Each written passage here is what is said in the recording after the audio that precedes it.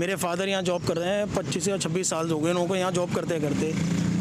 अभी उनको in hand salary दी जाती है 11,000 रुपये। इतने साल से वो यहाँ पे वर्किंग है और वो आए थे 90 में करीबन, 92 में करीबन यहाँ पे।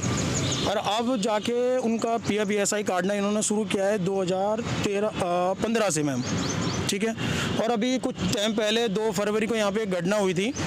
मैं भी सडनली ऑफिस से ही आया था, मैंने गेट पे देखता हूँ तो यहाँ पे क्या हुआ कि एक आंटी है हमारी, वीरवती आंटी, वो रिटायरमेंट हो चुकी है। उनका लड़का आया था घर पे अपने फादर को देखने, उनके फादर की तबीयत ख़राब रहती थी।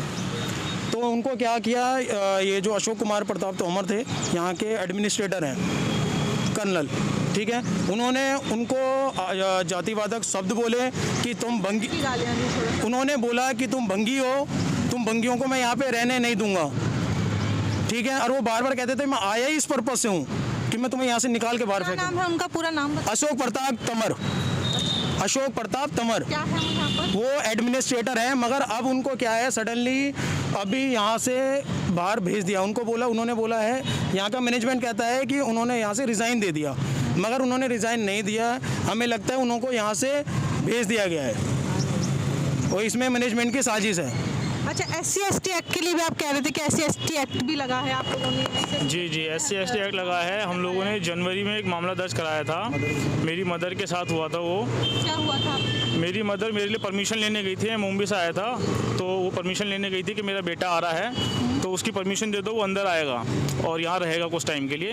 बट उन्होंने परमिशन नहीं दी, उनके साथ मिसबिहेव करने लगे, बोल रहे कि तुम्हारी औकात ही क्या हुई, मेरे ऑफिस में घुस गए भंगी हो, तुम्हारी औकात क्या है ऐसे मेरे ऑफिस में आने की, तुम परमिशन लेके क्यों नहीं आते मेरे ऑफिस में, और मैं किसी लड़के को अंदर नहीं आने दूंगा, किसी को अंदर नहीं रहने दूंगा।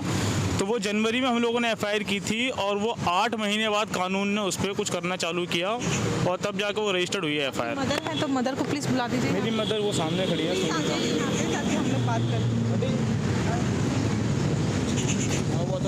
क्या हुआ था उस दिन? जैसे आपकी उस दिन मेरा बेटा आया तो 9 तारीख को और यहाँ गेट पे खड़ा था, तो मैं गई थी साहब के पास, तो ऑफिस में मैं ऐसे ही चली गई बोलने के सर मेरा बेटा आया है बम्बई से और मेरे को परमिशन दे दो अंदर आने के लिए मेरे बेटे के। तो मेरे से बोले तुम्हारी हिम्मत कैसे हुई मेरी ऑफिस में आने की, भंगी सालो भागो यहाँ से, अभी तुम्हें बताता हूँ मैं तुम्हारी हिम्मत कैसे हुई मेरे पास आने की इधर मेरी ऑफिस में। तो वो मैं ऐसे करके बाहर को निकली और पीछे से आए और ऐसे मुझे धक्का दिया और मैं गिर गई नीचे। तो आप लोग सब अंदर ही रहते हैं? आप जो काम करते हैं वही रह सकते हैं यहाँ पे या फैमिली भी रह सकती है? फैमिली को पहले फैमिली रहती थी, अब नहीं रहने देते यहाँ, बच्चों को भी नहीं रहने देते, सबको बाहर करना चालू कर दिया उन लोगों ने। ये बेटा बहू बेटी किसी को नहीं आने देते अंदर। कितने घंटे आप काम करते हैं? यहाँ हम सुबह आ जाते हैं 6, साढ़े 6, 7 बजे तक आ जाते हैं और रात को 8, 9 बजे तक रहते हैं इधर।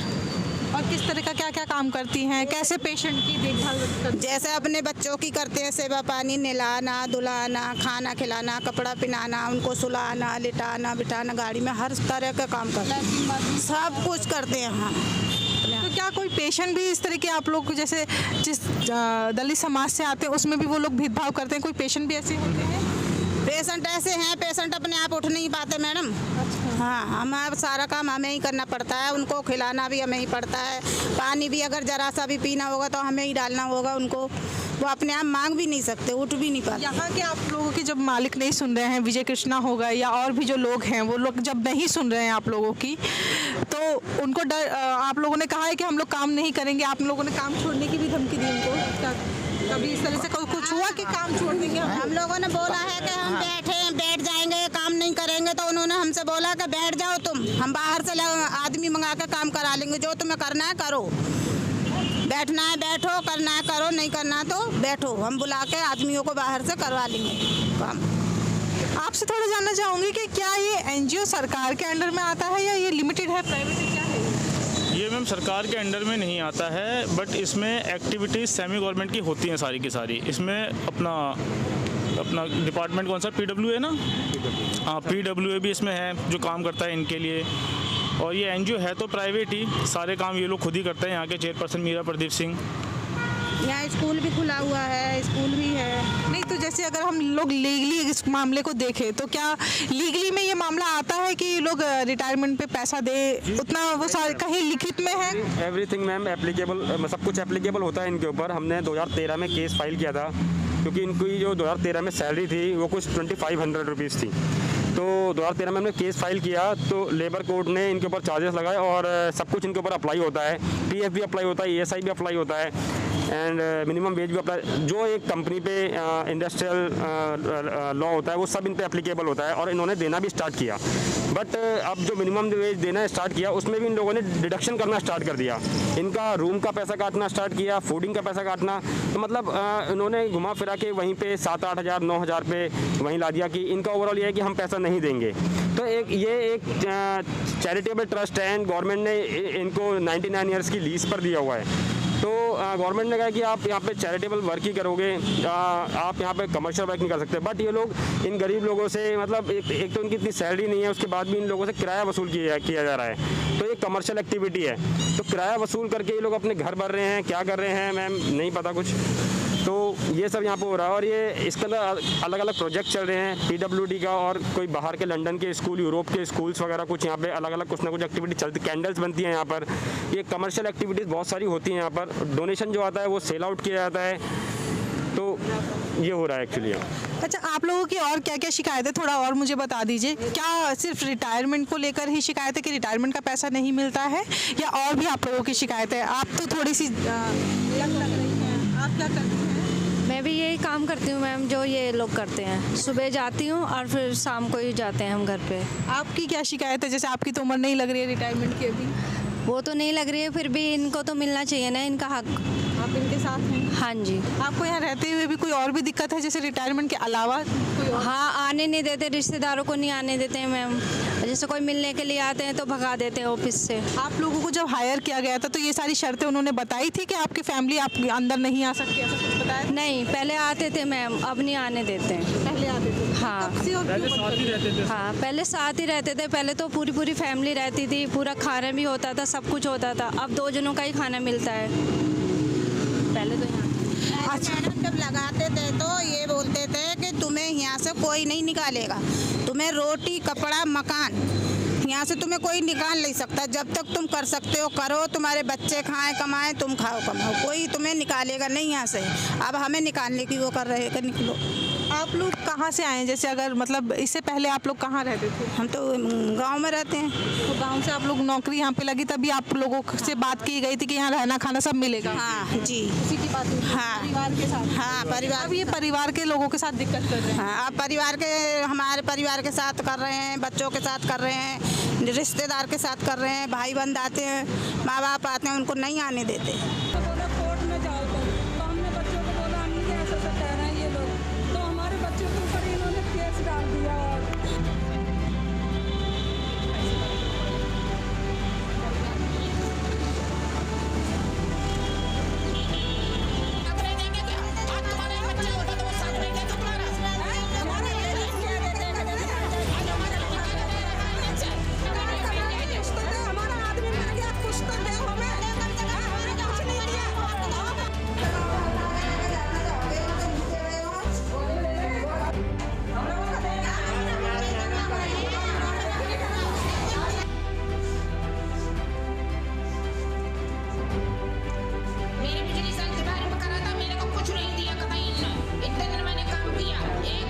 तो 1985 से हूँ यहाँ पे। मुझे 36 साल पूरे हो गए, मुझे लेटर दिया गया है रिटायर्डी का। इस लेटर में पता नहीं क्या है, मैं पढ़ा लिखा इतना नहीं हूँ। मेरी अंधी बेटी है, इसको लेके मैं कहाँ जाऊँगा, कहाँ रखूँगा, क्या खिलाऊँगा, कैसे रखूँगा इसको मैं, है ना। मुझे कहते हैं कमरा खाली करो जी। अब बुढ़ापे में कहाँ जाऊँगा मैं? पूरी ज़िंदगी मैंने यहाँ दे दी, पूरी उम्र मैंने यहाँ काट दी, अब कहाँ जाऊँगा मैं? इसलिए मुझे इंसाफ चाहिए। मैं कुक हूँ जी। जी हाँ, बनाता हूँ अभी हूँ। अभी 31 तारीख तक मेरी डेट है, 31 तारीख तक लिखा हुआ है इसमें, दिसंबर 31 तक। आप घर से निकाल दिए हैं? खाली करो बोल, कमरा खाली करो। क्या है इसमें? देख लीजिए मैडम, इसमें सब लिखा हुआ है। जी, क्या हुआ? हम दोनों मियाँ बीवी यहाँ ड्यूटी करते थे। मेरा आदमी अभी बीमार पड़ गया था, तो मेरे आदमी को मीरा मैडम ने ये बोला था कि इसको तगड़ा से तगड़ा काम दो, ये जल्दी ख़त्म होए। इस तरह इस तरह से बोला था मीरा मैडम ने। अब मैम मैं बहुत परेशान थी उस समय, मेरा आदमी ख़त्म हो गया था, मुझे कुछ भी नहीं दिया, क्रियाक्रम को भी कुछ भी नहीं दिया मेरे आदमी को। और मैं उस समय पे बहुत परेशान थी, मेरे को कुछ भी नहीं। और बोला मर गया तो मर जाने दो और आ जाएंगे नौकर, ऐसे करके बोला था। आपकी भी रिटायरमेंट की उम्र हो रही है तो आपका पैसा मेरे को न, मेरे आदमी को भी कुछ भी नहीं मिला है, यहाँ से कुछ भी नहीं दिया मैम मेरे आदमी को भी। और मेरा कमरे का किराया काटते हैं, बिजली का बिल 10 रुपया यूनिट लेते हैं, खाना हमें मोल देते हैं, यहाँ से होटलों से आता है ये खाना हमें मोल देते हैं, दान में आता है ये हमें मोल देते हैं खाना। मेरे को तो बहुत दिक्कत है सब मैम, बहुत ज़्यादा मेरे को बहुत परेशान किया जा रहा है। मेरे आदमी को मैं बहुत परेशान हूँ अपने आदमी के मारे में। आपकी रिटायरमेंट कितने साल में अभी होने वाली? मेरे को ऐसी होएगी भाई 10 साल होगी का ऐसी होएगी मेरी। और मेरे को ये जलने साहब आए हैं ना, ये नए वाले आए हैं जब बने यहाँ पर, ये तो नाम क्या है इनका, विजय कृष्णा, ये फौज में नौकर थे ये हैं। इनको हम लोग उनको बहुत सता रहे हैं, ये दोनों चचा भतीजे हमें बहुत सता रहे हैं, बहुत ज़्यादा हमें परेशान कर रहे हैं मैम जयमाल, बहुत ज़्यादा। मैं कहीं मैडम रिटायर जब करते हैं तो क्या नाम उम्र के हिसाब से रिटायर करते हैं, तो मैडम हमारा सालों के हिसाब से हमें दिया भी तो जाए, है ना, मिलना भी तो चाहिए हमें। अब बताओ हमने जवान जब तक रहे तब तक यहाँ सेवा पानी करी, अब हम मतलब काम लायक नहीं रहे तो हमें रिटायर करके बताओ कुछ समय से तो दें जिससे हम खा सकें जब तक जिंदा रहें, या मतलब रह सकें आराम से, कहीं भी वो बना के। ये इन्होंने कई सालों से यहाँ पे नौकरी की है और देखिए 30-40 साल हो गए और इनका जो है रिटायरमेंट का पैसा लगभग 30 लाख रुपए बनना चाहिए, जो यहाँ के बता रहे हैं लोग। और अभी देखिए कितना दिल रहे हैं, इनको 1 लाख 2 लाख के आसपास इनको दिया है और इनको इनका हक नहीं मिल रहा है। सारा दिन नौकरी करते हैं ये लोग, सुबह सूरज उगने से पहले ये लोग आ जाते हैं अपने काम पर और रात को जब तक पेशेंट सोता है तब तक ये लोग देख रेख करते हैं। 14-14 घंटे काम करते हैं, लेकिन इनको अपना जो है अब अधिकार नहीं मिल रहा है, इनको उस तरह से जो है पैसा नहीं दिया जा रहा है, उस तरह से उनको कुछ सुविधाएं नहीं दी जा रही है। परिवार को अलग रखा जा रहा है क्योंकि जब से इन्होंने कहा है कि हम लोग केस लड़ेंगे तब से इनके परिवार को भी अलग कर दिया गया, परिवार को अंदर रहने की परमिशन नहीं दी जाती। इन लोगों का कहना है कि जब इनको रखा गया था तब इनको कहा गया था कि परिवार के साथ इनको खाना पीना रहना सब कुछ दिया जाएगा, लेकिन अब इनके परिवार को नहीं रहने दिया जा रहा है। ये लोग हमारे साथ जुड़े हुए थे। चशायर होम इंडिया दिल्ली यूनिट है ये, और ये एक ऐसा एनजीओ है जहाँ पे हैंडीकैप लोग रहते हैं जिनको जो बिस्तर से उठकर पानी तक नहीं पी सकते हैं और ये लोग उनकी मदद लगातार करते हैं। लेकिन इसके बदले इनको जाति के नाम पर गालियाँ दी जाती है, रिटायरमेंट पे कोई पैसा नहीं दिया जाता, अगर ऑन ड्यूटी किसी की डेथ हो जाती है तो उसमें भी उनकी सहायता नहीं की जाती है। मीना कोटवाल के साथ आप देख रहे थे द मूक नायक।